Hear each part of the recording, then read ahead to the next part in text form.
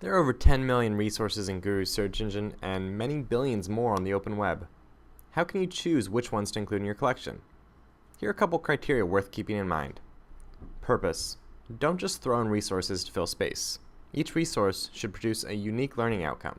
If it doesn't, ask yourself if this resource contributes to the collection in some other way. Age appropriate. This one should go without saying. Keep your audience in mind. Attractiveness.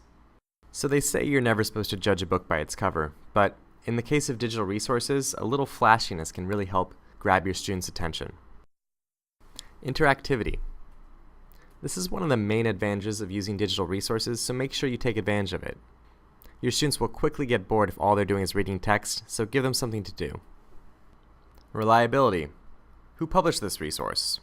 The internet is full of incomplete, misleading, and straight-up false information. Make sure your resource comes from a reliable source. Here's an example of a really great resource. It's informative, attractive, and highly interactive. It's also published by the University of Utah, a reputable source. Contrast this with this resource.